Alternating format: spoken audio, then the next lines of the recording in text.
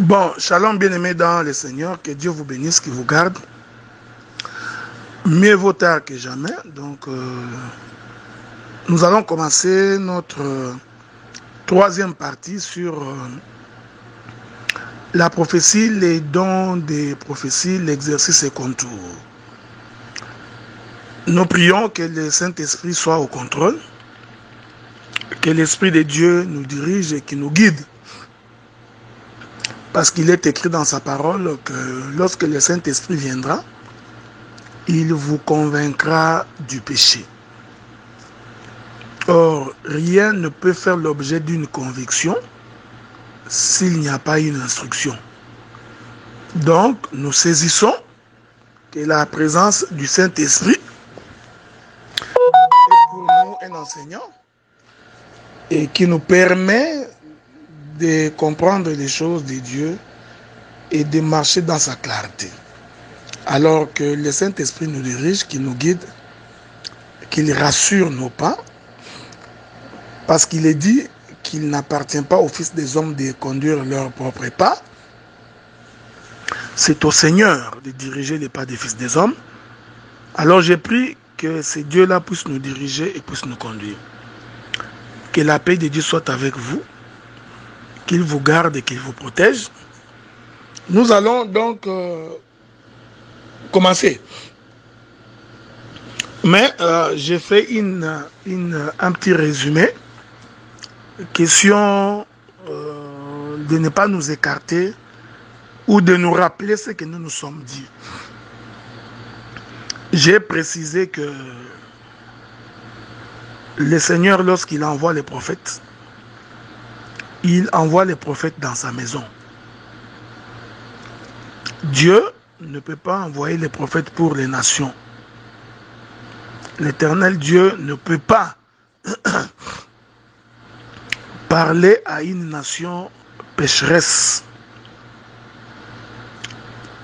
Mais Dieu, quand il veut parler à une nation pécheresse, il commencera donc sa démarche par la conversion et par l'extraction.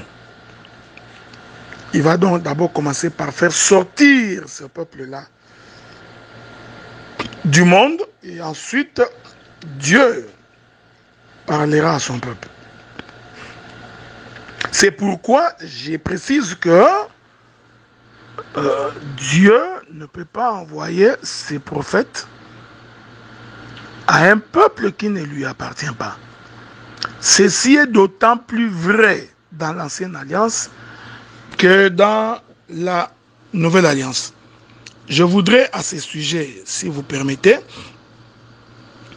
que nous puissions lire une écriture. Nous allons lire une écriture parce que c'est le frère Paul qui explique cela de façon aussi claire. Je suis dans 1 Corinthiens chapitre 12. 1 Corinthiens chapitre 12. Le frère Paul dit ceci.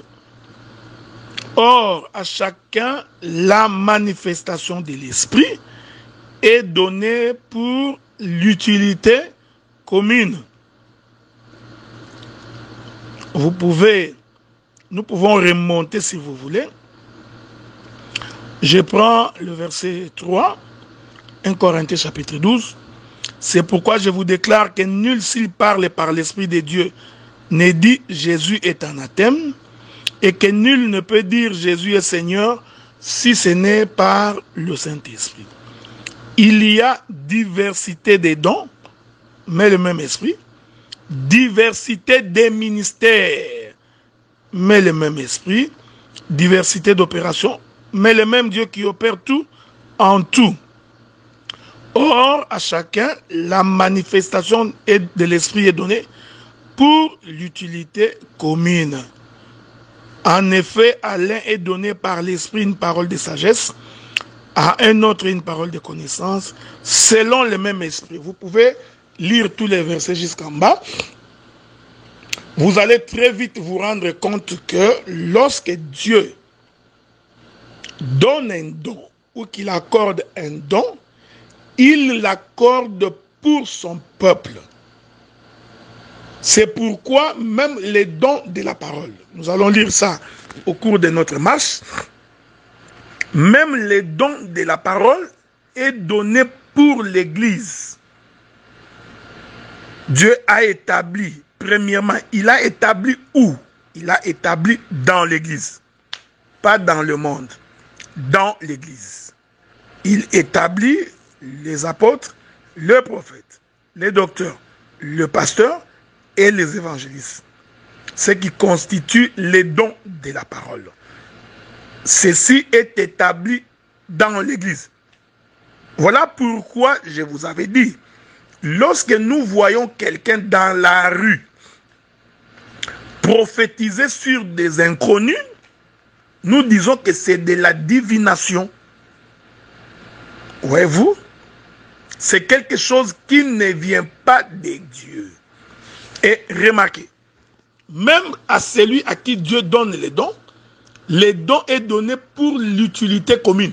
L'utilité commune ici, c'est l'utilité dans le corps de Christ. Voyez-vous?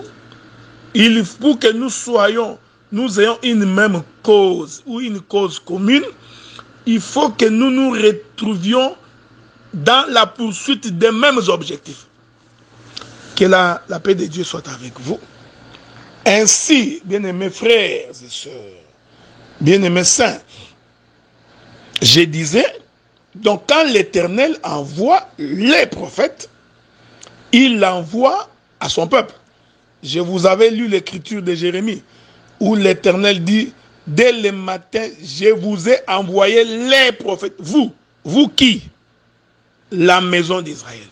Et j'ai précisé que lorsque Israël était en Égypte, il n'y a eu aucune manifestation des prophètes. Parce que Dieu ne peut pas envoyer ses prophètes quand le peuple est encore sous l'esclavagisme. Ainsi, j'ai attiré votre attention pour vous dire que quand vous croisez quelqu'un qui ne vous connaît pas et qui vous dit, du coup, que Dieu me montre, comprenez que c'est de la divination. Ce n'est pas Dieu, parce que Dieu, c'est un Dieu d'ordre. Il ne peut pas agir en dehors de ses préceptes, en dehors de ses commandements, en dehors de sa vision. Que la paix de Dieu soit avec vous. Donc, ainsi, dans l'ancienne alliance, l'Éternel nous a parlé par les prophètes. Mais je voudrais préciser quelque chose. Je vous avais dit que la prophétie de l'ancienne alliance ne se constituait pas seulement dans le parler, mais aussi dans les actes et dans les gestes. Ce que Adam fait est une prophétie. Ce que Samson fait est une prophétie. Ce que Abraham fait est une prophétie. Isaac, Jacob, les 12, les actes qui sont en train de poser constituent également des prophéties. Et lorsqu'il y a une prophétie, il doit y avoir une interprétation. Vous souffrez? Qu'il plaise au Seigneur que nous puissions également trouver notre écriture. Ça va nous permettre de pouvoir avancer. Ok? Attendez. Je voudrais trouver une écriture pour que nous puissions bien nous faire saisir. Ok? Donc, quand on prophétise, il faudrait que la prophétie soit suivie d'une interprétation. Parce que si la prophétie n'est pas interprétée, le peuple ne peut pas avoir la vie. C'est pourquoi nous allons, dans cette marche, vous faire comprendre que donc Abraham qui se marie, Adam qui est chassé du jardin, tout ça, ce sont des prophéties. Et ces prophéties-là demandent qu'il y ait donc l'interprétation. Je prends 2 Pierre chapitre 1er. Le verset 20, c'est l'écriture que j'ai prise. Sachant que tout d'abord, le verset 20, de Pierre, chapitre 1er, verset 20, sachant tout d'abord, vous-même, qu'aucune prophétie de l'écriture ne peut être un objet d'interprétation particulière. Donc cette écriture nous prouve que toute prophétie de l'écriture devrait faire l'objet d'une interprétation. Sauf que il ne faudrait pas que cette interprétation soit particulière. Que la paix de Dieu soit avec vous. Donc, la prophétie doit faire l'objet d'une interprétation. Mais elle ne devrait pas faire l'objet d'une interprétation particulière. C'est ce que le frère Pierre dit. Ok? Donc, c'est pourquoi les actes qui sont posés dans l'ancienne alliance, le geste, tout ça, ce sont des prophéties qu'il faut interpréter. Maintenant, introduisons maintenant la différence qu'il y a entre le ministère prophétique et le don de prophétie. Que Dieu vous bénisse. Et que la paix de Dieu soit avec vous. Maintenant, je veux que vous me suiviez avec beaucoup d'attention parce que je prendrai beaucoup des exemples pour établir cette différence. Ok?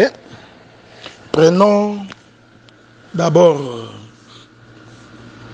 le livre d'Éphésiens chapitre 4. Prenons le livre d'Éphésiens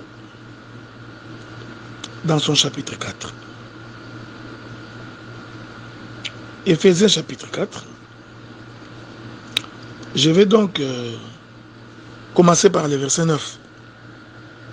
Or, qu'est-ce que signifie il est monté sinon qu'il est aussi descendu dans les régions inférieures de la terre. Celui qui est descendu, c'est le même qui est monté au-dessus de tous les cieux, afin de remplir toutes choses. Il a donné les uns comme apôtres, les autres comme prophètes, et les autres comme évangélistes, les autres comme pasteurs et docteurs. Ça, vous savez, c'est les 5 doigts de Dieu, les 5 doigts de la main de Dieu, le ministère. Mais j'ai soutiré la partie des prophètes. Remarquez que dans l'ancienne alliance, les prophètes de l'ancienne alliance, ici je précise d'abord, le prophète ministre, ok, qui se sont manifestés en tant que tels, se présentant devant le peuple. Ici, je ne parle pas des prophètes dans les actes ou dans les gestes. Donc, hein, c'est comme qui dirait Samson est un prophète. Mais Samson ne s'est pas levé devant les enfants d'Israël pour dire « Ainsi parle l'Éternel Dieu des armées ». Non. Samson, lui, il était en train de vivre sa vie normalement. Mais c'est que lui, Samson ne comprenait pas que sa vie-là constituait des prophéties nous renseignant sur la vie de l'éternité. Que la paix de Dieu soit avec vous. Donc, je ne parle pas de ça. Je parle des prophètes qui se sont levés devant le peuple. Le prophète du genre, ainsi parle l'Éternel Dieu des armées. Ainsi Dieu m'a dit. Nous allons à ce sujet prendre quelques exemples. Ok? Prenons quelques exemples, ça va nous permettre de bien nous faire comprendre. Je vais d'abord prendre Ésaïe. Je prends Ésaïe. Ésaïe chapitre 8, verset 11. Ésaïe chapitre 8, verset 11. Ainsi m'a parlé l'Éternel. Quand sa main me saisit, il m'avertit de ne pas marcher dans la voie de ce peuple. Ok? Ésaïe chapitre 18, verset 4. Car ainsi m'a parlé l'Éternel, je regarde tranquillement de ma demeure par la chaleur brillante de la lumière, et par la vapeur de la rosée au temps de la chaude moisson. Verset Ésaïe 19, verset 22.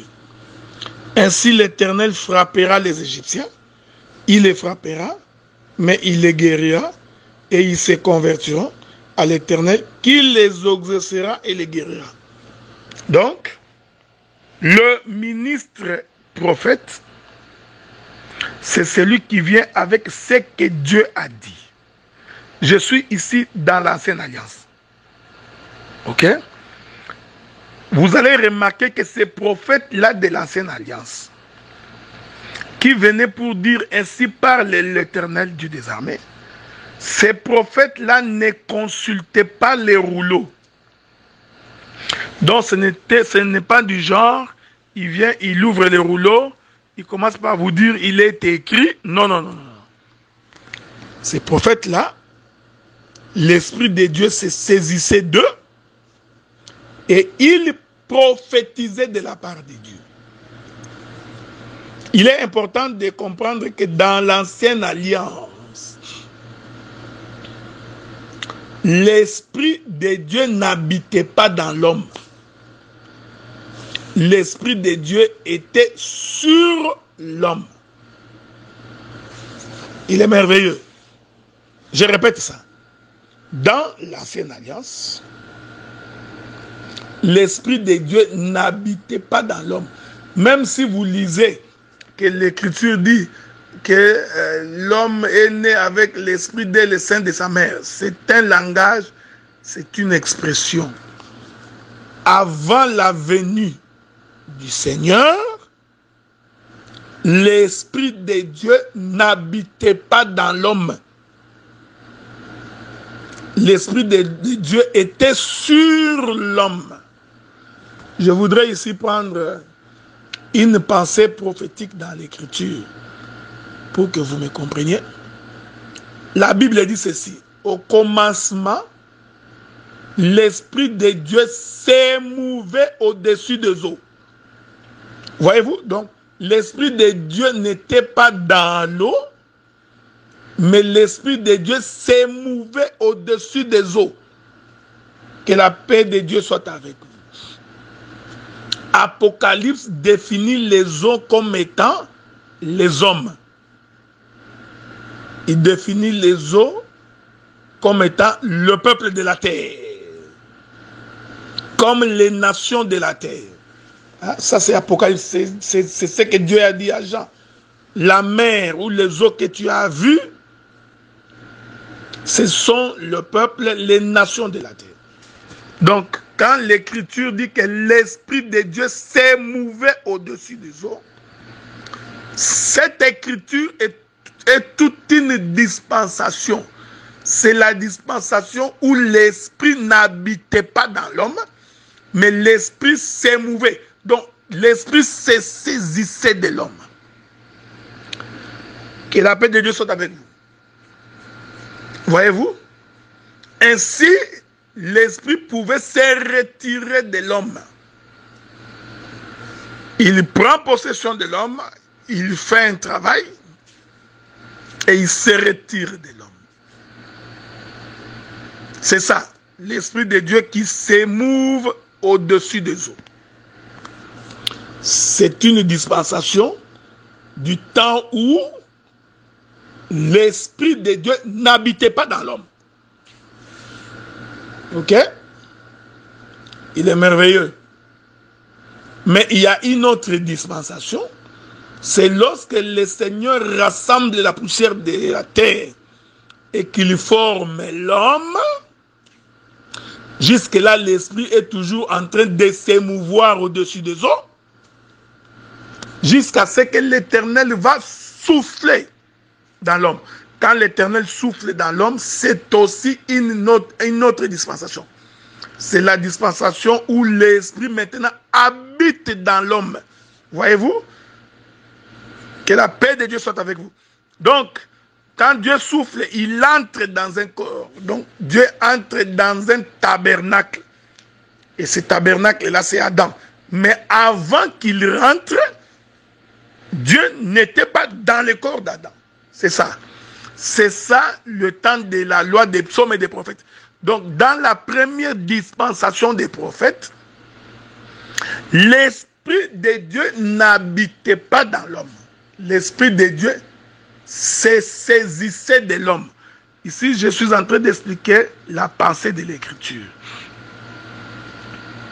Quand bien même que vous lirez dans les livres de 1 Pierre où le frère Pierre dit que les prophètes qui ont prophétisé parlant de la grâce qui nous était réservée étaient habités par l'Esprit de Christ. C'est un langage. Cela ne veut pas dire que l'Esprit en lui-même était dans le corps de ces prophètes. Non. Nous pourrons faire un autre partage là-dessus si vous voulez. Qu'est-ce que ça veut dire? L'Esprit de Christ était en eux. C'est pourquoi, vous avez remarqué, dans les livres d'Exode, chapitre 39 et chapitre 40, je crois, lorsque les enfants d'Israël, sous l'ordonnance de Moïse, ont construit le tabernacle, l'Écriture dit que la colonne de nuée, qui est Dieu, était donc descendu et il est entré dans le tabernacle. Voyez-vous? C'est-à-dire qu'avant, la colonne n'entrait pas dans le tabernacle. La colonne n'habitait pas dans le tabernacle. Je vous reviens. Que la paix de Dieu soit avec vous. Nous continuons notre marche vers Canaan. Nous allons confirmer ce que nous disons par les Écritures. Je prends le livre d'Exode, le chapitre 33. Prenez donc avec moi le livre d'Exode, chapitre 33. Il est écrit, lorsque Moïse était entré dans la tente, la colonne de nuée descendait et s'arrêtait à l'entrée de la tente. Et l'Éternel parlait avec Moïse. Je répète cette écriture. Lorsque Moïse était entré dans la tente, la colonne de nuée descendait. Ok? Oh, vous savez que la colonne de nuée, c'est Dieu lui-même. Et s'arrêtait à l'entrée de la tente. Et l'Éternel parlait avec Moïse. Verset 10 d'Exode chapitre 33. Tout le peuple voyait la colonne des nuées qui s'arrêtait à l'entrée de la tente et tout le peuple s'est levé et s'est prosterné à l'entrée de sa tente. Donc, cette écriture est une dispensation. C'est la dispensation des prophètes de l'Ancienne Alliance où l'Esprit n'entrait pas dans la tente. Il y descendait néanmoins, mais il n'entrait pas. C'est ça, l'Esprit de Dieu qui est en train de s'émouvoir au-dessus des eaux. Parce que le dessus des eaux, c'est ça la porte de la tente. Avez-vous remarqué?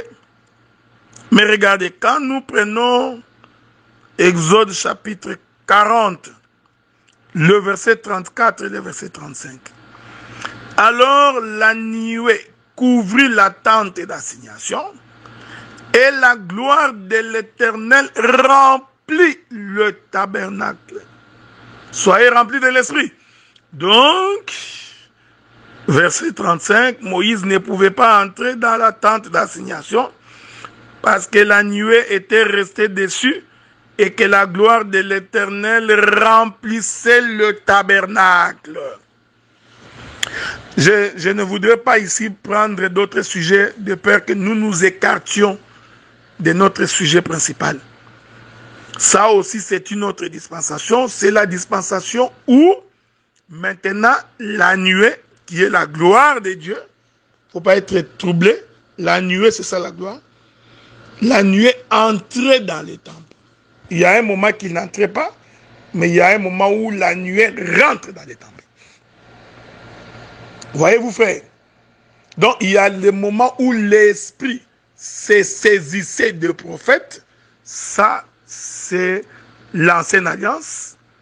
C'est le sacerdoce de Moïse, où le prophète était saisi par l'Esprit de Dieu, sans que l'Esprit habite permanemment dans le corps du prophète. C'est pourquoi, dans Jean chapitre 17, lorsque le Seigneur fait la promesse aux enfants d'Israël, à ses disciples, le Seigneur dit que encore un peu de temps, le monde ne me verra pas, mais vous me verrez, parce que je serai avec vous et je serai en vous. Vous voyez, c'est la dispensation où l'Esprit maintenant vient habiter dans le corps. Or, l'Esprit ne peut pas habiter dans un corps si préalablement le Seigneur n'était pas mort. Il a fallu donc que Christ meure. C'est pourquoi il leur a dit, il est avantageux pour vous que je puisse m'en aller, afin que le Saint-Esprit devienne votre compagnon, afin que le Saint-Esprit habite corporellement en vous. Qu'il soit béni, le Dieu de paix. Et ainsi, le temps où le Seigneur marchait avec les disciples, le temps qu'il marchait avec les apôtres, ce temps-là, c'est une dispensation. C'est le temps de rassemblement. En réalité, il était en train de rassembler le corps d'Adam. Voyez-vous? Donc, tout le temps de son ministère, tout ce que Jésus faisait, c'était la trompette de rassemblement. Il était en train de rassembler un corps, ok? Il rassemblait un corps, et ce corps-là, c'est un homme. Il rassemble un corps, et ce corps-là est un homme. Mais jusque-là, cet homme n'était pas encore habité par l'Esprit de Dieu. C'est pourquoi au jour de la Pentecôte, l'Écriture atteste qu'ils étaient 120 disciples dans la chambre. Or, la Bible nous dit que l'âge de l'homme, c'est 120 ans. Vous vous souvenez?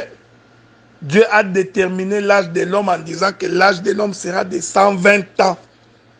Or, l'homme qui a vécu 120 ans, c'est Moïse. Avez-vous remarqué ça? C'est pourquoi dans la chambre haute, celui qui était rassemblé là-bas, c'était en fait Moïse.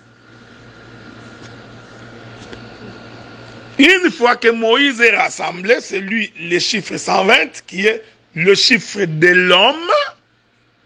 Parce que Dieu a dit que l'âge de l'homme serait de 120 ans. Donc nous comprenons sur le plan prophétique que Adam était un homme de 120 ans. Okay? C'est alors que maintenant le Saint-Esprit va descendre. Donc il y a eu le temps de rassemblement. Et ce temps de rassemblement, l'Esprit de Dieu n'habitait pas dans l'homme. Jusqu'à ce que nous nous retrouvons sur la chambre haute, dans la chambre haute. Et là, le Saint-Esprit va habiter dans l'homme. Au point où les hommes vont devenir ivres. Que la paix de Dieu soit avec vous.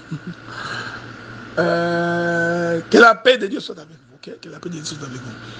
Je ne voudrais pas entrer dans d'autres couloirs, parce que je pouvais entrer dans d'autres couloirs. Pourquoi j'ai évoqué tout ça là? J'ai évoqué ça pour établir la différence entre les prophètes de l'Ancienne Alliance et les prophètes de la Nouvelle Alliance. Les prophètes de l'Ancienne Alliance n'étaient pas habités par l'Esprit, mais l'Esprit se saisissait d'eux pour parler. Alors que les prophètes de la Nouvelle Alliance, le Saint-Esprit est en eux. C'est pourquoi Paul dit, ne savez-vous pas que votre corps est le temple du Saint-Esprit? Donc l'Esprit de Dieu habite en vous. Soyez bénis. Maintenant, observons l'exercice du ministère prophétique et de dons de prophétie dans l'Ancienne Alliance. Quand nous parlons du ministère prophétique, c'est lorsque le prophète vient parler de la part de Dieu, mais il parle des choses qui concernent les royaumes de Dieu. Retenez bien ce que j'ai dit.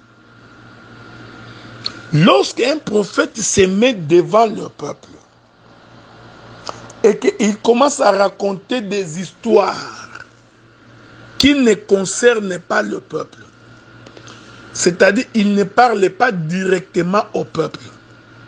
Lorsqu'il est en train de dire des choses qui sont en réalité la pensée de ce que Dieu va accomplir sur le plan du salut et de la rédemption, nous parlons du ministère prophétique.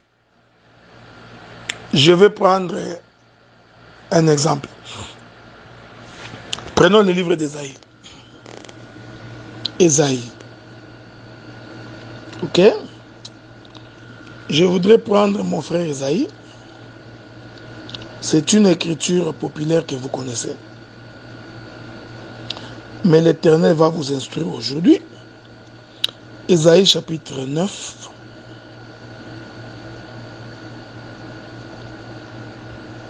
Ésaïe chapitre 9. Le verset 5. Car toute chaussure comporte dans la mêlée et tout vêtement guerrier roulé dans le sang seront livrés aux flammes pour être dévorés par le feu. J'aime ça. Vous voyez? Ici, le prophète, il parle des choses du royaume. Bon, vous savez, comme ce sont des choses de l'esprit, ce n'est pas une école. Je ne peux pas vous dire comme si nous étions dans une école théologique. Il faut vraiment avoir le Saint-Esprit pour sonner les profondeurs de Dieu. Maintenant, il continue. Car un enfant nous est né, un fils nous est donné, et la domination reposera sur son épaule. On l'appellera admirable, conseiller, Dieu puissant, Père éternel, prince de la paix. Vous voyez, ici, c'est le ministère prophétique. Pourquoi?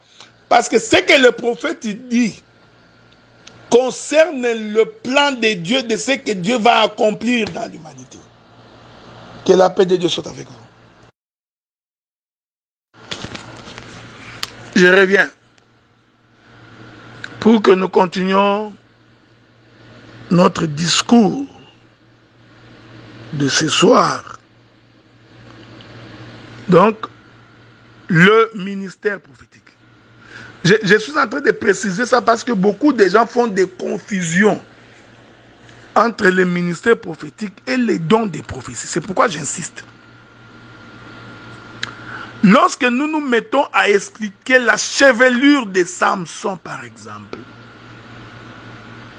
le mystère sur la chevelure de Samson, pourquoi il avait cette tresse, pourquoi l'Esprit de Dieu agitait Samson, jusqu'à prendre la mâchoire d'un âne et de tuer les Philistins. Pourquoi Samson va épouser une femme étrangère?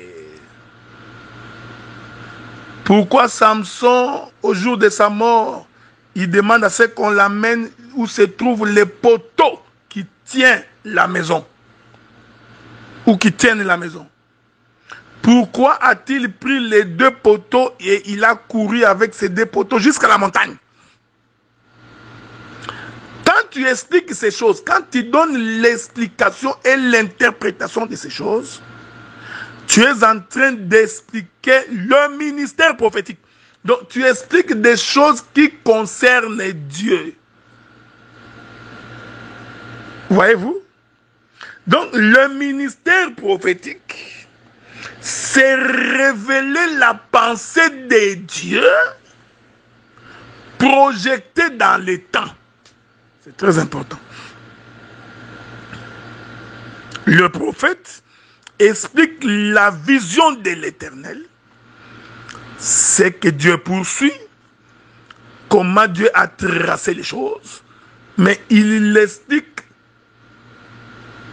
dans les choses de Dieu. Donc, c'est ça le ministère prophétique. Je vous ai dit que je prendrai beaucoup d'exemples pouvant nous amener à bien saisir ce que c'est le ministère prophétique. Je vous avais dit que la Bible tout entière étant une prophétie, tout ministre c'est aussi un prophète. Mais ces ministres prophètes-là, c'est-à-dire un pasteur qui explique les Écritures, il est en train de prophétiser. Mais faites attention. Ce n'est pas parce que tu expliques, tu interprètes l'Écriture, que cela veut dire forcément que tu as les ministères prophétiques. Cette nuance-là, il faut vraiment l'établir. Tout prédicateur prophétise, tout pasteur prophétise en prêchant, tout docteur prophétise en prêchant, parce que la prédication est une prophétie. La parole de Dieu, c'est un livre de prophéties. Ok? Mais cela ne veut pas dire que tu deviens ministre prophète. Laissez-moi prendre un autre exemple. Le Seigneur va donc dire aux enfants d'Israël, il leur dit ceci: allez laver vos vêtements. 3 jours, le 3e jour, nous nous rencontrons le matin. Pour expliquer ces choses, quand Dieu parle ici, Dieu parle de lui-même. Il annonce les choses qui le concernent personnellement. Donc, le ministère prophétique, je suis toujours dans l'ombre. Hein? Donc, ce sont les gens qui viennent dire, ainsi parle l'Éternel. Ainsi parle l'Éternel. Ainsi parle l'Éternel lorsqu'il est question des choses qui concernent le royaume. Mais le prophète de l'Ancienne Alliance peut aussi avoir le don des prophéties. On va établir la différence. Le don des prophéties va concerner la vie des hommes. Voyez-vous? Le ministère prophétique révèle les choses du royaume, alors que les dons des prophéties va porter sur l'homme ou sur la vie des hommes. Je prends un exemple. L'Éternel dit à Saoul d'aller en guerre et de tout dévouer par interdit. Saoul s'en va, au lieu de tout brûler, il y récupère quelques bœufs, quelques vaches, il l'amène dans sa cour. Alors Dieu va déplacer le prophète. Et le prophète, en arrivant là-bas, il trouve que Saoul n'a pas obéi à la voix de Dieu. Alors, le prophète réprimande Saoul. Tu vois? Ça, c'est les dons des prophéties qui portent sur la vie de Saoul. Et Saoul, dans sa précipitation, va vouloir tenir le manteau du prophète. Le manteau va se déchirer. Le prophète ici, il n'exerce pas le ministère prophétique. Il va exercer d'abord les dons des prophéties. Il dit concrètement comme ça à Saoul. Il dit, Saoul, toi, le royaume t'est arraché. Ça va être donné à quelqu'un d'autre. Vous voyez, donc le ministère prophétique porte sur la vie soit d'un individu, soit d'un groupe d'individus. Est-ce que vous remarquez ça? Quand Israël pêche contre Dieu et que Dieu veut résoudre un problème, Dieu va envoyer les prophètes. Les prophètes viennent parler aux enfants d'Israël. Ça, ce n'est pas le ministère prophétique. Ça, c'est les dons de prophétie. Alors que le ministère prophétique consiste à parler des choses du royaume. Révéler ce qui est caché. Je suis en train de simplifier, ok? Je simplifie pour que chacun de nous ait la compréhension et la saisie de ce que j'ai dit. David prend la femme de son serviteur, Uri. L'Éternel fait déplacer le prophète. Le prophète arrive chez Uri. Je vous informe que les prophètes savaient exactement... Non, le prophète va chez David. Le prophète savait exactement qu'est-ce que David avait fait. Dieu avait révélé au prophète ce que David avait fait. Alors, le prophète arrive devant David. Il commence par une parabole. Commencer par une parabole ne voudrait pas dire que le prophète ignorait ce que David avait fait.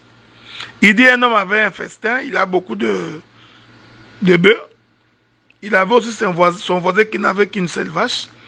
Alors l'homme va organiser sa fête. Au lieu de prendre un bœuf parmi les troupeaux de son pâturage, il va prendre la vache de l'unique vache ou l'unique bœuf que cet homme avait et il va faire un festin pour ses convives. David se met en colère, il dit un tel homme, il mérite la mort, il est méchant. Alors maintenant, le roi, le prophète va lui dire clairement, l'homme dont je parle là, c'est toi, parce que tu as pris la femme de ton frère. Ici, il s'agit de dons des prophéties. Est-ce que vous comprenez ça? Le don des prophéties porte sur la vie du peuple. Les dons... Mais écoutez, je vous avais dit, sur la vie du... Pas n'importe quel peuple, le peuple de Dieu. Cette précision est de taille. Les prophètes n'allaient pas prophétiser ailleurs. Lorsqu'il s'agit d'un don, les dons concernent le peuple de Dieu. Mais si vous voyez un prophète aller prophétiser chez les nations, dites-vous bien qu'il s'agit non pas des dons, mais il s'agit du ministère prophétique. C'est-à-dire qu'il y a une pensée cachée dans ce que Dieu fait. Avez-vous remarqué ça? Donc, quand l'Éternel Dieu dit, tu sortiras de ta maison, il parle au prophète Esaïe, tu vas te déshabiller, tu resteras nu et tu te promèneras dans la ville. Quand le peuple va poser la question, il va dire que l'Éternel vous dépouillera. Nous disons que c'est le don des prophéties. Parce que cette prophétie-là concerne le peuple.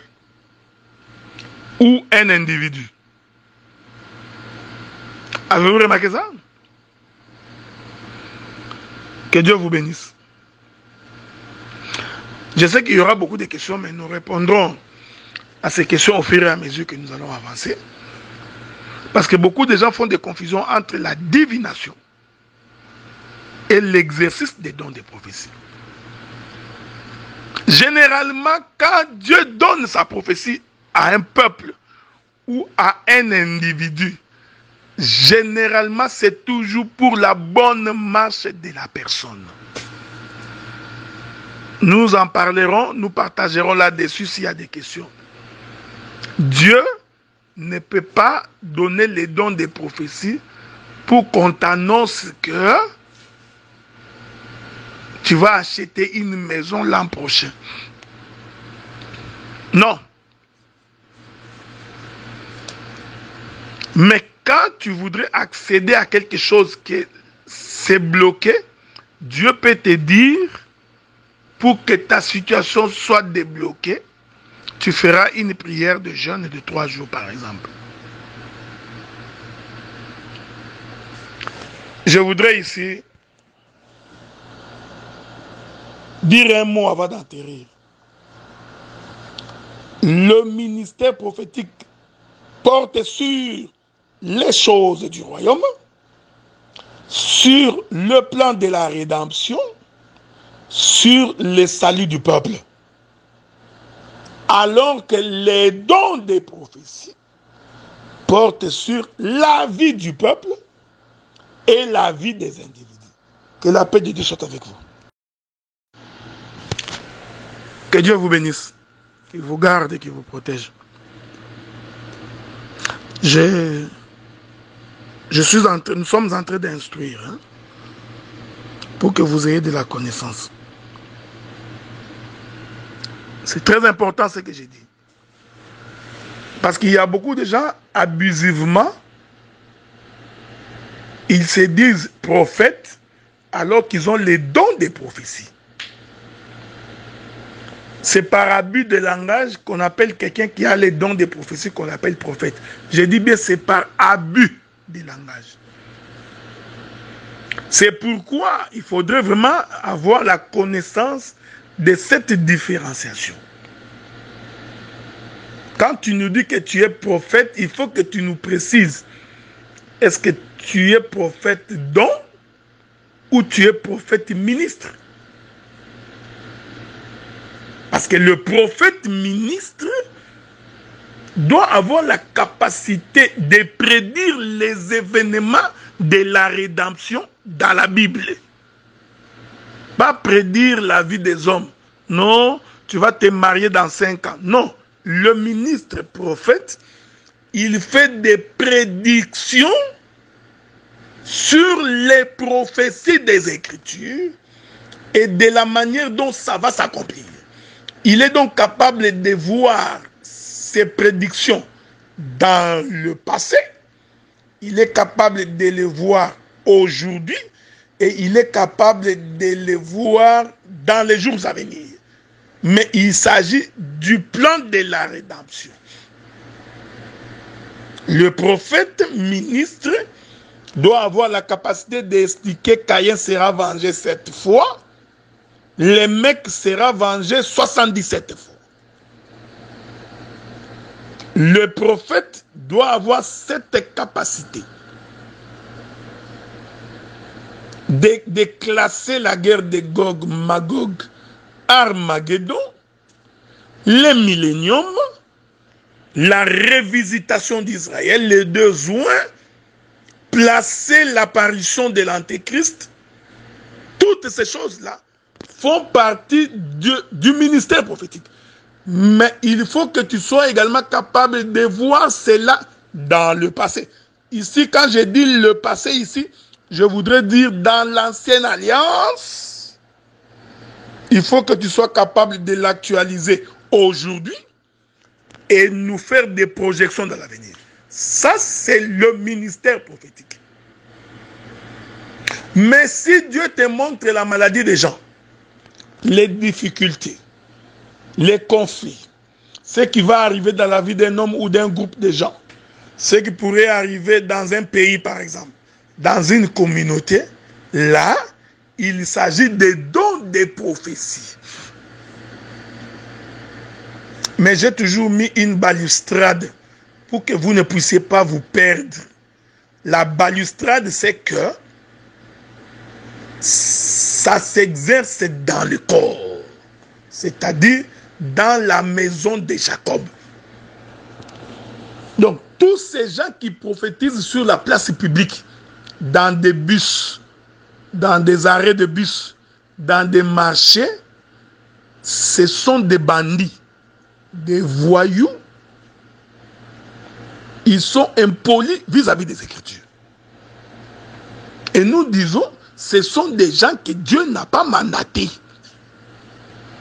Ces gens-là qui prophétisent sur le chemin et qui par la suite réclament des offrandes. Nous disons que ces gens-là ne viennent pas de Dieu. Pourquoi? Parce que je vous ai fait comprendre que l'Éternel Dieu ne peut pas envoyer le prophète en dehors de sa maison. Donc, s'il peut y avoir l'exercice du ministère prophétique, s'il peut y avoir l'exercice des dons des prophéties, cela ne peut s'exercer que dans la maison. Est-ce que vous comprenez ça? C'est très important. Rentrons là où nous étions. Donc, il faut différencier les dons et le ministère. Mais généralement, dans l'Ancienne Alliance, la plupart des ministres prophètes avaient aussi les dons des prophéties. Dans la majorité des cas. Dans la majorité des cas, le ministre prophète de l'Ancienne Alliance, ils avaient aussi les dons des prophéties. Est-ce que vous comprenez? Donc, les dons portent sur la vie du peuple, la vie des individus. C'est pourquoi Paul dit, les dons nous ont été donnés pour l'utilité commune. Les dons sont utiles pour la marche des enfants de Dieu. Les dons sont utiles pour ce qui va arriver. Est-ce que vous voyez ça? Généralement,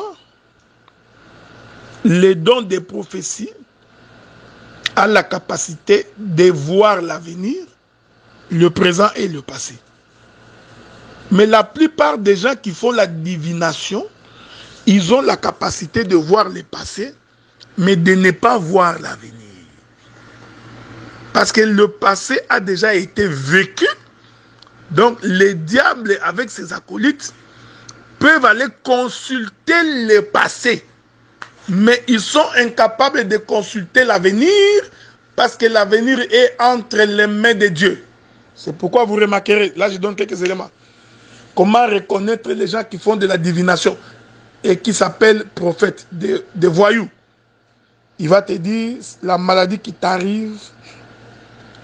Tu sais, en 1982, tu étais parti sur un chemin vers Mikondo et tu avais croisé ton oncle. Voilà.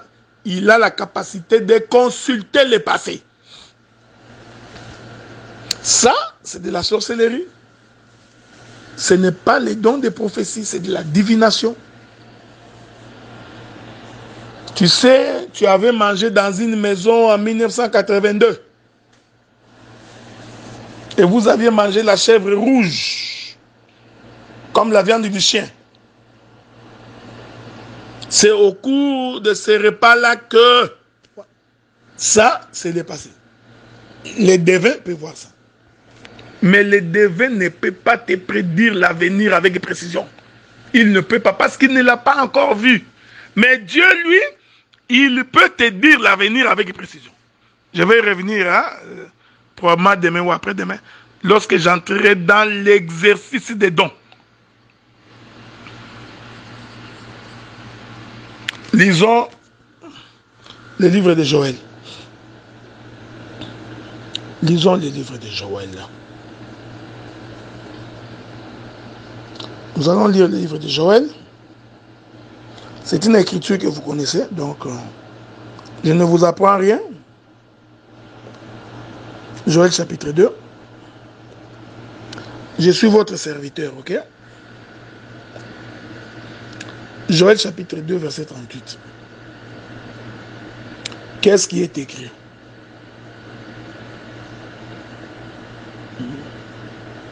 Attendez. Non, verset 28, vous l'avez dit. 28. Il est écrit, après cela, je ne voudrais pas dire qu'est-ce qui est passé avant cela. Ok? Après cela, je répandrai mon esprit sur toute chair.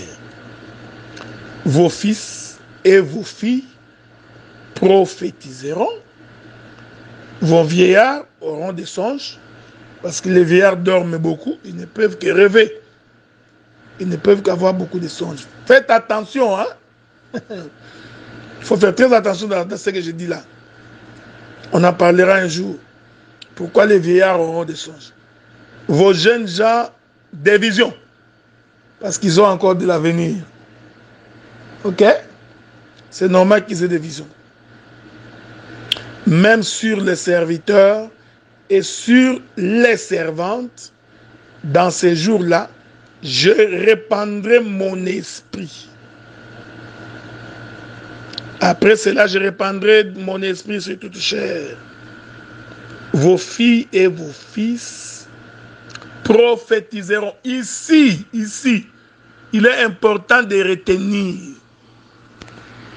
que les fils et les filles qui prophétisent ici, il ne s'agit pas du ministère prophétique. Que la paix de Dieu soit avec vous. Je m'excuse d'avoir interrompu brusquement, j'avais reçu un appel. Joël chapitre 2 verset 28.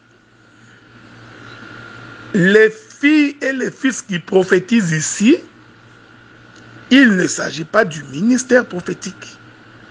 Il s'agit des dons de prophétie. Je vous avais dit, les dons de prophétie portent sur la vie du peuple, sur la vie des hommes.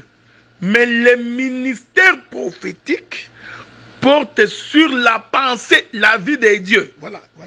C'est ça la différence. Donc, le ministère prophétique porte sur la vie des dieux, alors que les dons portent sur la vie des hommes. Voilà pourquoi, bien aimés dans le Seigneur, quand vous lisez toute votre Bible, vous ne verrez aucune femme prophétesse du genre « Ainsi parle l'Éternel Dieu des armées ». Au courant de ma marche, j'expliquerai. Vous allez voir. Voilà pourquoi Déborah, je reviendrai là-dessus. Voilà pourquoi Déborah, dans toute sa prophétie, il n'a jamais annoncé les mystères de la rédemption. Mais la prophétie de Déborah portait sur la vie du peuple, sur le royaume et sur la royauté. Est-ce que vous voyez ça? Les hommes allaient consulter Déborah pour leur vie, pour leurs problèmes sur cette terre des hommes. Mais Déborah n'a jamais donné la prophétie de la rédemption. Parce que ceci n'était réservé qu'aux hommes. Dieu ne change pas. Donc, quand on appelle Déborah la prophétesse, ce n'est pas la prophétesse ministre, non. Voici l'importance de la connaissance. Mon peuple périt parce qu'il lui manque la connaissance. Quand on n'a pas la connaissance, on meurt. Et d'une mort douce, cependant qui t'amène en enfer. Est-ce que vous remarquez ça? Donc, je vais préciser ça. N'oubliez pas ce que je vous avais dit. Que dans l'ancienne alliance, l'esprit n'habitait pas dans les prophètes. L'esprit se saisissait seulement des prophètes. C'est pourquoi l'écriture dit que les prophètes ont prophétisé jusqu'à Jean. Or, quand vous lisez la nouvelle alliance, vous trouvez qu'il y a aussi des prophètes. Maintenant, vous ne voyez pas que la Bible est devenue contradictoire. La même Bible dit que les prophètes ont prophétisé jusqu'à Jean. Cependant, quand vous lisez Éphésiens et les Actes des Apôtres, vous allez vous rendre compte qu'il y avait aussi des prophètes. Donc, il y a eu des prophètes après Jean. Alors, pourquoi la Bible dit que les prophètes ont prophétisé jusqu'à Jean? Il faut comprendre l'écriture. Quand Dieu dit qu'ils ont prophétisé jusqu'à Jean, c'est la dispensation où l'esprit n'habitait pas dans le prophète. L'esprit se saisissait de prophète et Dieu parlait. Et ça, c'est depuis la création jusqu'à Jean. Mais après Jean, il y a eu des prophètes, mais cette fois-ci, l'esprit de Dieu était dans le prophète. Je vais y revenir. Parce que les prophètes ministres de la Nouvelle Alliance doivent consulter les rouleaux pour prophétiser. Voyez-vous? Ils ont besoin de l'instrument des prophéties. Voilà. Les prophètes de la Nouvelle Alliance ont besoin des instruments. Je parle des prophètes ministres. Pour prophétiser. S'il n'a pas les rouleaux, il ne peut pas prophétiser. Alors que le prophète de l'Ancienne Alliance ministre n'avait pas besoin de rouleaux pour prophétiser. Je disais. Donc, Joël chapitre 2 verset 28, il ne s'agit pas du ministère prophétique. Il s'agit des dons de prophétie. C'est pourquoi nous disons, en ce qui concerne les dons, cela a été donné autant aux hommes qu'aux femmes, autant aux vieillards qu'aux jeunes gens. Ça, c'est les dons. Mais faites attention, le ministère prophétique, il s'agit de Dieu qui parle à son peuple. Et à ce sujet, toute l'Ancienne Alliance ne présente aucune femme qui s'est levée devant le peuple pour dire « Ainsi parle l'Éternel des armées ». Il n'y en a aucune. Pourquoi? Parce qu'au commencement, le premier prophète que Dieu avait établi, c'était Adam. Et Adam était un homme. Et c'est Adam qui a annoncé le plan de la rédemption à Ève. Ok? Je voudrais, dans les 6 minutes qui restent ici, faire une petite conclusion introductive de ma prochaine intervention. Là, ici, je suis dans l'exercice des dons, les dons des prophéties. Vous allez remarquer que le prophète de l'Ancienne Alliance, quand il voulait prophétiser de la part de Dieu, c'est-à-dire annoncer les choses du royaume, il s'est levé, peu importe là où il est, et il annonçait. Il pouvait aller devant le roi, devant le peuple, il annonçait ce que Dieu lui avait dit. Quand ce message est une projection du plan de la rédemption. Mais, lorsque le message concerne un individu, bien-aimé dans le Seigneur, les prophètes de l'Ancienne Alliance, je toucherai la Nouvelle Alliance, ne le faisaient jamais devant tout le monde. Saoul a péché, le prophète est allé chez Saoul. David pêche, le prophète va chez David. Lorsque le prophète a un message d'un individu, ce n'est pas ce que nous voyons aujourd'hui, des inconvertis, des gens qui prophétisent pour qu'on les voie. Ils sont dans les matu-vues, c'est la chair qui domine. Ils font des incantations devant les gens, ils font des démonstrations pour qu'on sache qu'il existe. Tout ça, c'est une mauvaise pratique de l'exercice des dons de prophétie. Quand le prophète avait un message particulier, un message personnel, le prophète allait au-devant de la personne et le prophète lui disait ce que Dieu lui a dit. Anne est allée prier, demandant un fils.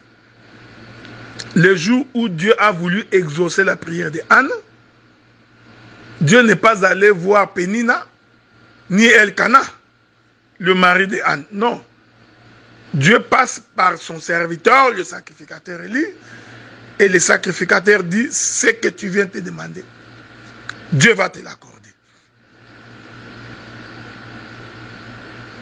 David pêche.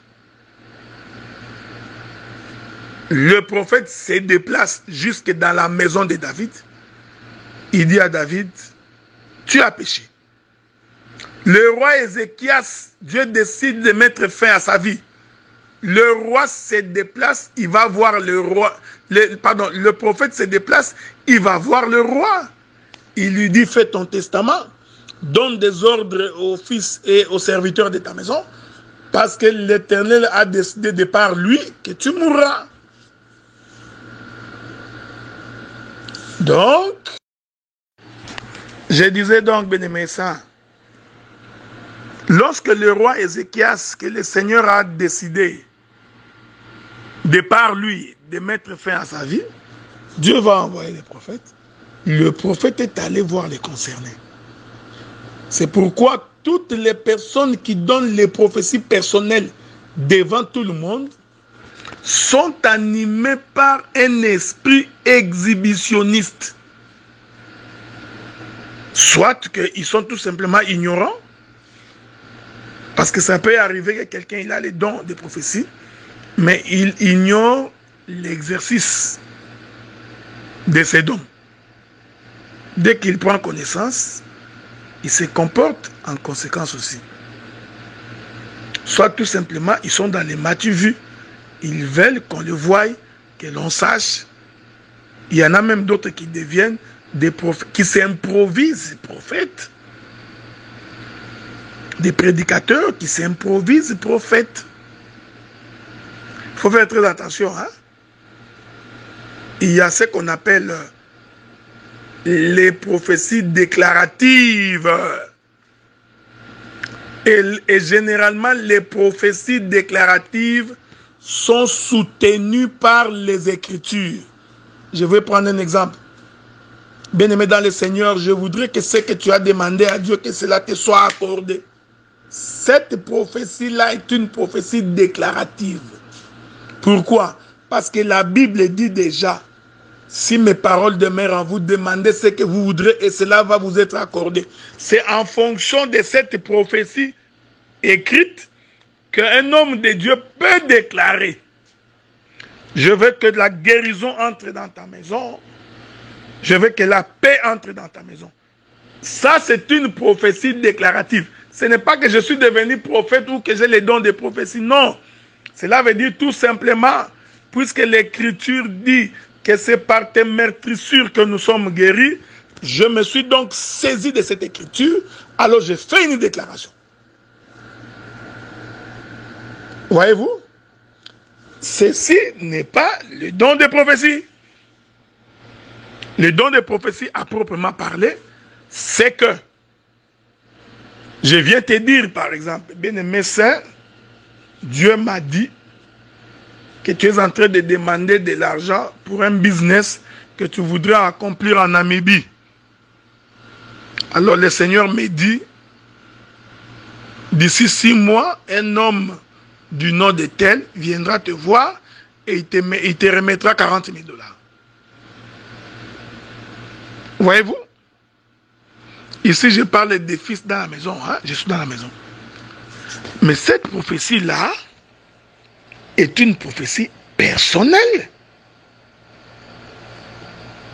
Donc, le peuple n'a pas besoin de connaître ce que Dieu va faire dans la vie de cet homme. Ça ne nous édifie en rien. Mais beaucoup de gens le font pour qu'on sache qu'il existe. Ce sont des charlatans, des impressionnistes.